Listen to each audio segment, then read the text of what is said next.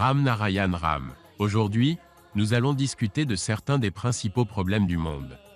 Les gens sont-ils plus troublés par leurs propres problèmes ou est-ce la négligence de l'environnement qui pose un problème plus grave? Quelles pourraient être les solutions à ces problèmes? C'est le sujet de notre discussion aujourd'hui. Ram Narayan Ram est une énergie sonore. Le premier Ram représente le ciel ou les cieux. Narayan fait référence à d'innombrables étoiles, planètes et corps célestes. Le deuxième Ram désigne tous les êtres vivants, les animaux, les plantes et les arbres. Le son de Ram Narayan Ram est un son complet en lui-même, englobant le ciel, le monde souterrain, la terre et toutes les créatures vivantes. Rien n'est exclu ni laissé de côté dans ce son.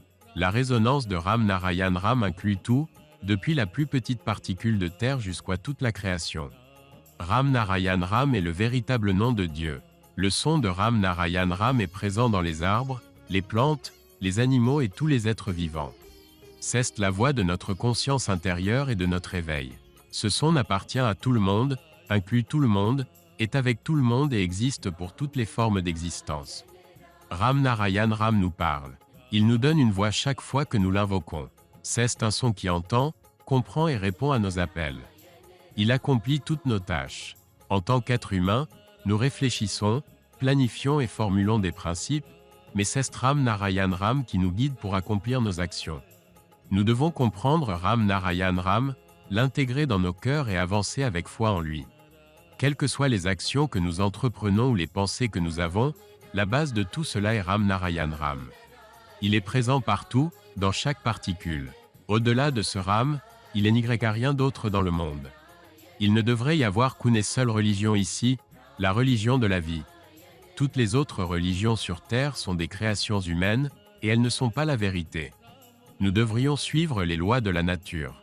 Nous sommes tous nés avec une religion innée. Si nous sommes nés avec cela, pourquoi poursuivons-nous les religions créées par les hommes? Pourquoi perdons-nous notre temps avec ces croyances fabriquées par l'homme, avec une population mondiale d'environ 8 milliards, qui nous égare avec ces religions fabriquées?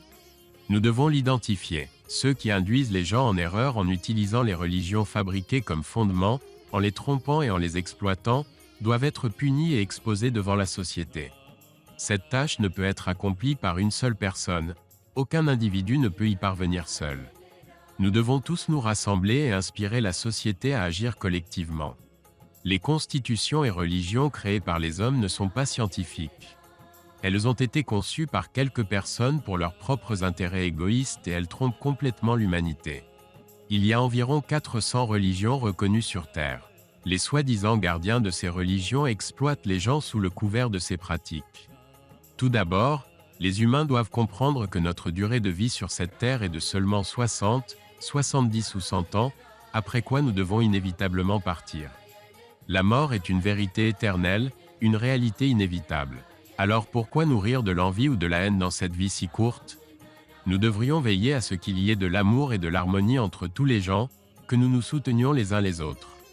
Pour y parvenir, il est essentiel d'écouter la voix de notre conscience et de chanter régulièrement Ram Narayan Ram. Ce mantra racine vous guidera vers votre destination ultime.